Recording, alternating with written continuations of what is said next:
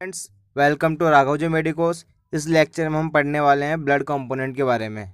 तो सबसे पहले देखेंगे हम कि ब्लड कंपोनेंट होता क्या है। इस ब्लड कंपोनेंट जानने से पहले हम इसके ब्लड प्लाज्मा के बारे में जानेंगे, प्लाज्मा प्रोटीन के बारे में जानेंगे, फिर देन हम सेलुलर कंपोनेंट के बारे में जानेंगे कि क्या क्या होते हैं सेलुलर कंपोनेंट इसके अंदर, और उसके फंक्शंस के बारे में जानेंगे, और लास्ट में हम जानेंगे ब्लड के टाइप के बारे में कि ब्लड जो है वो कितने टाइप का होता है। तो अभी तक आपने अगर चैनल को सब्सक्राइब नहीं करा है तो प्लीज़ चैनल को सब्सक्राइब कर दीजिए और इस वीडियो को एंड तक पूरा देखें, क्योंकि इस वीडियो में काफ़ी कुछ आपको सीखने को मिल जाएगा। प्लाज्मा, हम जानेंगे कि ब्लड प्लाज्मा होता क्या है। तो सबसे पहला देखिए, blood composed of plasma and cellular component, मतलब कि ब्लड जो है वो प्लाज्मा और सेलुलर कंपोनेंट से मिलकर बना होता है। ठीक है, अब हम देखते हैं कि जो प्लाज्मा यानी ब्लड प्लाज्मा होता है वो होता क्या है एक्चुअल में। तो ब्लड प्लाज्मा जो है वो येलोइश कलर लिक्विड पार्ट है ब्लड का, है ना, जो कि सेल्स और प्रोटीन को कैरी करता है। मतलब कि एक तरीके से हम ये समझ सकते हैं कि जो ब्लड प्लाज्मा है वो एक तरीके से हमारी बॉडी के अंदर, है ना, वो लिक्विड पार्ट है जो सेल्स और प्रोटीन को होल्ड करने का काम करती है, यानी कि एक तरीके से लिक्विड मीडिया का काम करती है। ये एक्सपोर्ट, इंपोर्ट, ट्रांसपोर्ट वगैरह का काम करती है। कौन? Blood plasma. नेक्स्ट दे रखा है कि plasma is composed of water and solid, यानी कि जो प्लाज्मा है वो वाटर और सॉलिड से मिलकर बना होते हैं। वाटर पार्ट जो है वो 92% के आसपास होता है और जो सॉलिड पार्ट है वो बचा हुआ 8% के आसपास होता है। अब हम नेक्स्ट हम समझते हैं कि जो सॉलिड पार्ट है वो भी दो पार्ट में डिवाइड होता है, ऑर्गेनिक और इनऑर्गेनिक। अब जो इनऑर्गेनिक पार्ट है उसके अंदर क्या क्या चीज़ें आती है? उसके अंदर आती है गैसेस, जैसे कि O2 और CO2 यानी ऑक्सीजन और कार्बन डाइऑक्साइड, और साथ में इलेक्ट्रोलाइट्स। ठीक है, अब बात करते हैं हम ऑर्गेनिक कंटेंट के बारे में। तो ऑर्गेनिक पार्ट जो है उसके अंदर क्या आता है? न्यूट्रिएंट आते हैं, जैसे कि ग्लूकोज और प्रोटीन। अब जो ये प्लाज्मा के अंदर प्रोटीन पाया जाता है ना, उसी प्लाज्मा के प्रोटीन को हम बोलते हैं प्लाज्मा प्रोटीन। ये देखिए नीचे लिखा है प्लाज्मा प्रोटीन। तो अब हम समझते हैं प्लाज्मा प्रोटीन के बारे में। तो सबसे पहले देखिए प्लाज्मा प्रोटीन क्या होते हैं। तो देखिए सबसे पहले हम प्लाज्मा प्रोटीन को जानने से पहले अब हम इसकी नॉर्मल वैल्यू समझ लेते हैं कि प्लाज्मा प्रोटीन की नॉर्मल वैल्यू क्या होती है। तो प्लाज्मा प्रोटीन की जो नॉर्मल वैल्यू होती है वो होती है 6 से 8 ग्राम पर डेसीलीटर। ठीक है, अब हम समझते हैं कि प्लाज्मा प्रोटीन एक्चुअल में होते क्या हैं। तो various protein dissolve in plasma that called plasma protein, मतलब ऐसे प्रोटीन हमारी बॉडी के अंदर, ऐसे प्रोटीन जो कि प्लाज्मा के अंदर डिजॉल्व हुए हुए हैं, उसको बोला जाता है प्लाज्मा प्रोटीन। प्लाज्मा प्रोटीन जो है मेनली 3 प्रकार के होते हैं। एक तो होता है एल्बुमिन, दूसरा होता है ग्लोबुलिन, और तीसरा होता है फाइब्रिनोजन। ठीक है, तो इसको जानने से पहले हम थोड़ी सी समझते हैं कि ये तीनों का फंक्शन क्या है, ये तीनों जो प्रोटीन है वो क्या काम करता है हमारी बॉडी के अंदर। तो एल्बुमिन जो है वो मेंटेन करता है ऑस्मोटिक बैलेंस को, यानी कि ऑस्मोटिक बैलेंस ये बोल लो या फिर ऑस्मोटिक प्रेशर बोल लो, इसको मेंटेन करने का काम कौन करता है? एल्बुमिन करता है। और ग्लोबुलिन की बात करें तो ग्लोबुलिन जो है वो डिफेंस मैकेनिज्म में हमारा वर्क करता है, हेल्प करता है। और तीसरा दे रखा फाइब्रिनोजन। फाइब्रिनोजन क्या करता है? ब्लड क्लोटिंग को प्रिवेंट करने का काम करता है। अब हम बात करते हैं कि जो ग्लोबुलिन है, यानी कि जो ग्लोबुलिन प्लाज्मा प्रोटीन है वो 3 प्रकार के होते हैं। एक तो होता है अल्फ़ा, बीटा और गामा, जिसके अंदर से भी गामा के 5 क्लास होती है, IgM, IgG, IgA, IgE और IgD। ये सब इनकी नॉर्मल वैल्यू दे रखी है, आप इसकी नॉर्मल वैल्यू देख सकते हैं आराम से, इसमें कोई दिक्कत वाली बात है नहीं। तो नेक्स्ट हम बात करते हैं ब्लड कंपोनेंट के बारे में। Blood component are red blood cells, white blood cells and platelet. मतलब कि जो ब्लड कंपोनेंट है उसके अंदर रेड ब्लड सेल्स आती है, वाइट ब्लड सेल्स आती है और प्लेटलेट्स आती है। ठीक है, तो देखिए सबसे पहले रेड ब्लड सेल जो है उसको हम एरिथ्रोसाइट भी बोलते हैं, और वाइट ब्लड सेल को हम ल्यूकोसाइट भी बोलते हैं, और लास्ट में प्लेटलेट जिसको हम थ्रोम्बोसाइट भी बोला करते हैं। अब WBC जो है वो 2 प्रकार की होती है, एक ग्रेनुलोसाइट और ग्रेनुलोसाइट। ये हम आगे नेक्स्ट अभी जस्ट वीडियो में डिस्कस करेंगे आगे। और एक ग्रेनुलोसाइट में 2 होती है, लिम्फोसाइट और मोनोसाइट, और ग्रेनुलोसाइट में होती है न्यूट्रोफिल, ईसोनोफिल और बेसोफिल। ठीक है, अब हम देखते हैं सबसे पहले रेड ब्लड सेल्स के बारे में। तो देखिए रेड ब्लड सेल्स जो है वो क्या होती है? सर्कुलर बायकॉन्केव होती है और डिस्क लाइक इसकी स्ट्रक्चर होती है। उसके अंदर न्यूक्लियस जो है वो एब्सेंट होता है, और डायमीटर इसका जो डायमीटर है, मतलब इसका जो डायमीटर है वो होता है 7.2 माइक्रोमीटर।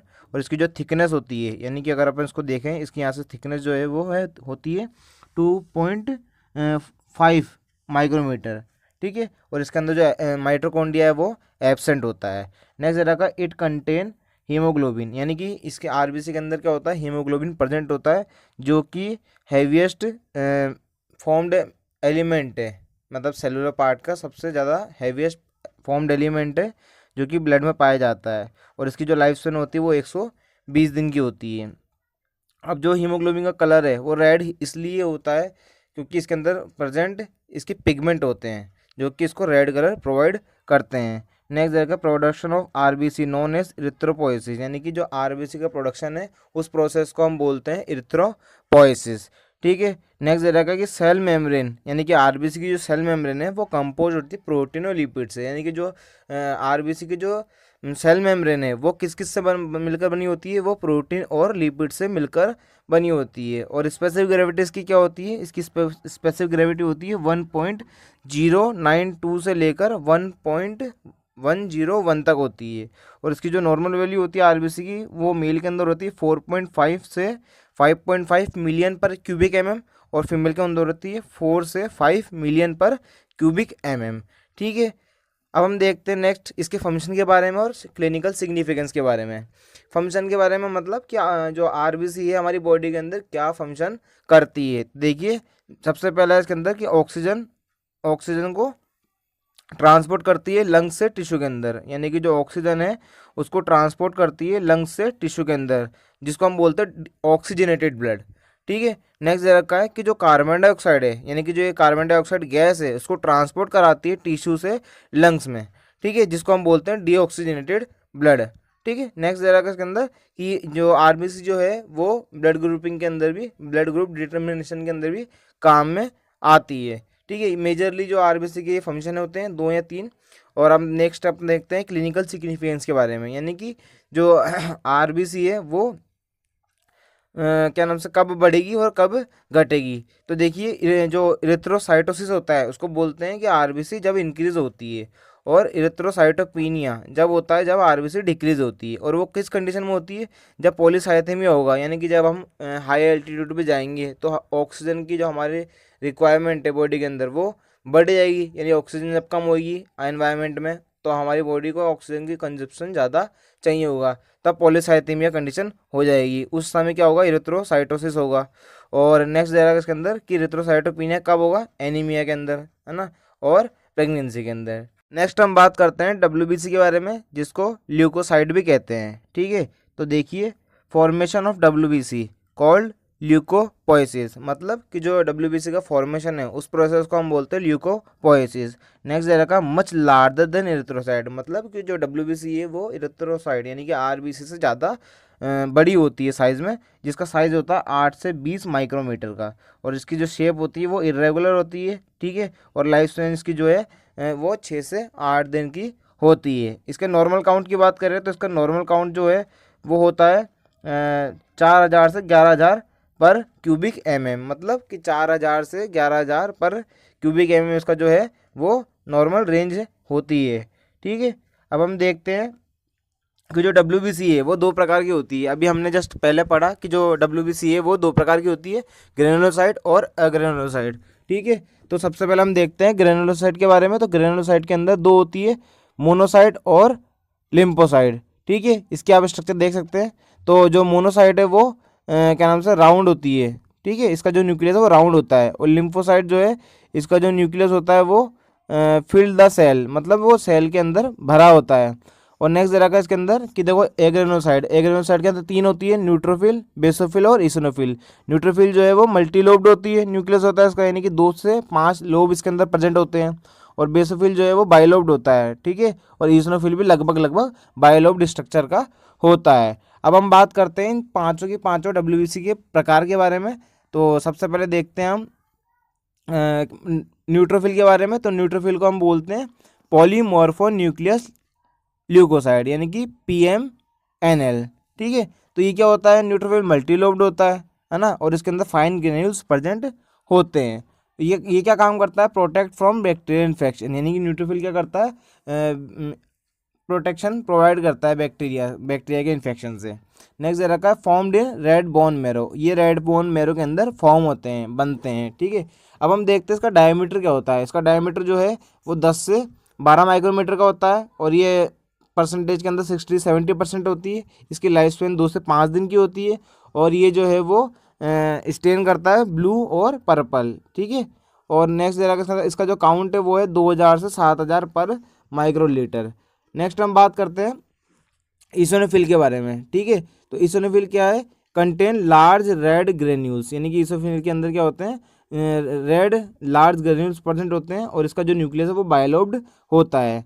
नेक्स्ट हम बात करते हैं ये जो है ये एलर्जिक रिएक्शन और पैरासाइटिक इन्फेक्शन के अंदर कारगर साबित होती है। मतलब इसका काम है कि इन दोनों से अपन को बचाती है बॉडी से। इसकी परसेंटेज जो है वो होती है लगभग 1 से 4%। और जो इसका काउंट है वो 40 से 400 पर माइक्रोलीटर होता है। इसका जो डायमीटर होता है वो 10 से 14 माइक्रोमीटर का होता है, ठीक है।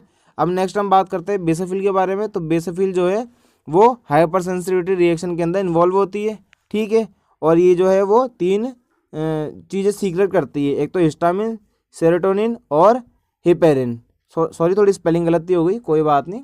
तो अब हम बात करते हैं इसके न्यूक्लियस के बारे में। इसका न्यूक्लियस जो है वो बायलोब्ड होता है और परसेंटेज जो है वो 1 से 1% तक होती है, मतलब 0 से 1% तक होती है। और इसका जो डायमीटर होता है वो 10 से 12 माइक्रोमीटर का होता है। साइटोप्लाज्म जो इसका वो ब्लू ग्रेन्यूल्स का होता है और इसका जो काउंट है वो 0 से 100 पर माइक्रोलीटर होता है। देखिए फ्रेंड्स, आप यहाँ पर डायग्राम देख सकते हैं, ये ईसोनोफिल का डायग्राम है और इसके अंदर देखिए छोटे छोटे रेड फाइन ग्रेन्यूल्स प्रेजेंट है और इसका जो न्यूक्लियस है वो बायलोब्ड है। वैसे ही देखा जाए तो वैसे बेसोफिल के अंदर भी क्या होते हैं? ग्रेन्यूल्स प्रेजेंट होते हैं, बट जो इसके ग्रेन्यूल्स है वो ब्लू कलर के दिखाई देते हैं, ठीक है। नेक्स्ट हम बात करते हैं चौथे WBC के बारे में, जो है मोनोसाइट, ठीक है। मोनोसाइट जो है वो लार्जेस्ट ब्लड सेल्स है, यानी कि जो लार्जेस्ट क्या है WBC है इसके अंदर। और इसका जो न्यूक्लियस है वो किडनी शेप का होता है। मोनोसाइट जो है वो कन्वर्ट होती है मैक्रोफेज के अंदर, जो कि फेगोसाइटोसिस करवाने में हेल्प करती है। इसका जो नॉर्मल काउंट है वो होता है 80 से 800 पर माइक्रोलीटर और इसकी जो परसेंटेज है वो होती है 2 से 8%। और इसका जो डायमीटर है वो 12 से 20 माइक्रोमीटर होता है, ठीक है। अब नेक्स्ट हम लास्ट WBC के बारे में बात करते हैं, वो है लिम्फोसाइट। लिम्फोसाइट जो है वो 20 से 40% होती है, ठीक है। और क्या नाम से ये लार्ज होती है, ठीक है। और ये राउंड न्यूक्लियस होता है इसके अंदर। और इसके काउंट की बात करें, इसका काउंट होता है 1500 से 4000 पर माइक्रोलीटर। इसका जो डायमीटर है वो स्मॉल भी होता है और लार्ज भी होता है। मतलब स्मॉल लिम्फोसाइट का डायमीटर जो होता है वो 6 से 9 होता है और लार्ज का जो 10 से 14 माइक्रोमीटर होता है, ठीक है। नेक्स्ट हम बात करते हैं ये जो है वो depending upon the side is divided into 3 part. मतलब कि ये लिम्फोसाइट जो है वो साइड के अलग अलग साइड के हिसाब से डिपेंड करती है, वेरी करती है। और ये 3 प्रकार से होती है, एक तो टी लिम्फोसाइट, बी लिम्फोसाइट और नेचुरल किलर सेल, ठीक है। नेक्स्ट हम देखते हैं इंपॉर्टेंट रोल इन इम्यूनिटी। और ये क्या करती है? इम्यूनिटी के अंदर बहुत ही ज़्यादा इंपॉर्टेंट रोल प्ले करती है। नेक्स्ट हम बात करते हैं लास्ट थर्ड सेल के बारे में, जो है प्लेटलेट, जिसको हम थ्रोम्बोसाइट बोलते हैं। तो ये जो है वो साइज़ के अंदर स्मॉल होती है, इरेगुलर होती है और कलरलेस होती है। इसका डायमीटर जो है वो 2 से 4 माइक्रोमीटर का होता है। और न्यूक्लियस के अंदर क्या होता है? एब्सेंट होता है। उसका नॉर्मल काउंट जो है वो 1.5 लाख से 4.5 लाख पर क्यूबिक mm होता है। और इसकी लाइफ स्पेन जो है वो 8 से 9 दिन की होती है, जो कि हेल्प करता है ब्लड क्लोटिंग के अंदर, रिपेयर इंजर्ड वेसल्स के अंदर, मतलब ब्लड वेसल जो इंजर्ड हो जाती है उसको रिपेयर करने में काम आता है। और डिफेंस मैकेनिज्म है, जो क्लोटिंग मैकेनिज्म कहते हैं, उसके अंदर हेल्प करता है। कौन? थ्रोम्बोसाइट, ठीक है। नेक्स्ट हम बात करते हैं टाइप ऑफ ब्लड के बारे में, यानी कि जो ब्लड है हमारे बॉडी के अंदर वो कितने कितने प्रकार का होता है। वैसे तो वो टोटल 4 प्रकार का होता है, बट पॉजिटिव नेगेटिव RH को मिला के हम देखा जाए तो 8 प्रकार का होता है। देखिए कि blood are 8 main type. Blood जो है वो 8 प्रकार के होते हैं। A positive, A negative, B positive, B negative, AB positive, AB negative, O positive और O नेगेटिव, ठीक है। This type are determine by the presence and absence of antigen. मतलब कि इसको हम ब्लड को डिटेक्ट कैसे करते हैं? क्या नाम से, जो सरफेस पे जो एंटीजन प्रेजेंट होते हैं उसकी प्रेजेंट और एब्सेंट के अकॉर्डिंग हम उसको पता लगाते हैं, ठीक है। And the on red blood cell, ठीक है। एंड द प्रेजेंस और absence of the RH factor, और RH फैक्टर के प्रेजेंस और एब्सेंस से भी हम इसको पता लगाते हैं, ठीक है। नेक्स्ट दे रखा है the ABO system has 4 main type, यानी कि ABO के अंदर 4 मेन सिस्टम होते हैं, जैसे कि A, B, AB और O। और ईच टाइप जो है इन सब के दो चीज़ होती है, RH पॉजिटिव और RH नेगेटिव। ठीक है, देखते हम समझते हैं इसके अंदर। तो देखियो दो प्रकार से होता है जो ब्लड का टाइप हम डिटेक्ट करते हैं, वो दो प्रकार से डिटेक्ट करते हैं। एक तो AB सिस्टम से, जिससे पता लगता है कि A है, B है, AB है, O है, और RH फैक्टर जिससे हम पता लगाते हैं कि पॉजिटिव है कि नेगेटिव है। ठीक है, तो नेक्स्ट हम देखते हैं इसके बारे में। तो ब्लड ग्रुप डिटर्मिनेशन, मतलब कि जो ब्लड ग्रुप हमने देखा समझा वो हम कैसे पता लगा सकते हैं। तो it is a blood test. ये क्या होता है, एक प्रकार का ब्लड टेस्ट होता है जो कि डिटेक्ट करता है ब्लड ग्रुप के टाइप को। और ये किसके ऊपर बेस होता है, इसका प्रिंसिपल होता है एग्लूटिनेशन रिएक्शन। ठीक है, तो इसके अंदर आप देख सकते हैं फ्लो चार्ट के अंदर कि जैसे मान लो कि O पॉजिटिव है, तो इसके अंदर क्या होगा, ए पे नहीं आएगा, क्लम्प नहीं होगा, B पे क्लम्प नहीं होगा, और लास्ट में D पे क्लम्प हो जाएगा। ये सारे जो ये एंटी बी और एंटी डी है ना, ये एंटी सीरा है, यानी रिएजेंट है जो लैब के अंदर यूज़ में लिए जाते हैं। और अगर मानो तीनों के अंदर नहीं हो रहा तो O नेगेटिव, अगर A के अंदर हो रहा है, B के अंदर क्या नाम से नहीं हो रहा, और D के अंदर हो रहा है तो A पॉजिटिव। और अगर मान लो कि A के अंदर हो रहा है बट किसी के अंदर नहीं हो रहा तो A नेगेटिव। और अगर A के अंदर नहीं हो के B के अंदर हो रहा है और D के अंदर हो रहा है तो B पॉजिटिव। और B के अंदर अगर हो रहा है और D के अंदर नहीं हो रहा तो B नेगेटिव। अगर तीनों के अंदर हो रहा है यानी A B और D के अंदर तो A B पॉजिटिव, और A B के अंदर हो रहा है और D के अंदर नहीं हो रहा तो A B नेगेटिव। और अगर सबके अंदर हो रहा है तो ये टेस्ट जो है वो क्या है, इनवैलिड माना जाता है। ठीक है, नेक्स्ट हम बात करते हैं ब्लड ग्रुप कंपेटिबिलिटी के बारे में, मतलब कि जो ब्लड ग्रुप है वो ए पॉजिटिव ब्लड ग्रुप वाला किसको दे सकता है और किससे ले सकता है। ठीक है, तो सबसे पहले देखिए जो ए ब्लड ग्रुप वाला है, ए पॉजिटिव वाला है, वो ए पॉजिटिव और ए बी पॉजिटिव वाले को दे सकता है। और ए positive, A negative, O positive और ओ नेगेटिव वाले को से ब्लड रिसीव कर सकता है। ठीक है, और ओ पॉजिटिव वाला ओ पॉजिटिव, ए पॉजिटिव, बी पॉजिटिव और ए बी पॉजिटिव वाले को गिव कर सकता है, यानी दे सकता है, और रिसीव कर सकता है ओ पॉजिटिव और ओ नेगेटिव वाले से। बी पॉजिटिव वाला गिव करता है B positive, A B positive वाले से, और रिसीव कर सकता है B positive, B negative, O positive और ओ नेगेटिव वाले से। ए बी पॉजिटिव वाला है वो ए बी पॉजिटिव वाले को गिव कर सकता है और सबसे रिसीव कर सकता है। और ए नेगेटिव वाला जो है वो A positive, A negative, A B positive और ए बी नेगेटिव वाले को गिव कर सकता है और रिसीव कर सकता है ए नेगेटिव और ओ नेगेटिव वाले से। अब ओ नेगेटिव वाला जो है वो सबको गिव कर सकता है, यानी सबको दे सकता है, जिसको हम यूनिवर्सल डोनर भी कहते हैं। ठीक है, और ओ नेगेटिव वाले से ये सिर्फ ब्लड रिसीव कर सकता है। अब नेक्स्ट दे रखा है इसके अंदर बी नेगेटिव, तो बी नेगेटिव वाला B positive, B negative, A B positive और ए बी नेगेटिव वाले को गिव कर सकता है, दे सकता है, और बी नेगेटिव और ओ नेगेटिव वाले से रिसीव कर सकता है। और दे रखा है इसके अंदर कि ए बी नेगेटिव वाला ए बी पॉजिटिव और ए बी नेगेटिव वाले को गिव कर सकता है और रिसीव कर सकता है ए बी नेगेटिव और ए नेगेटिव, बी नेगेटिव और ओ नेगेटिव वाले पर्सन से रिसीव कर सकता है। धन्यवाद।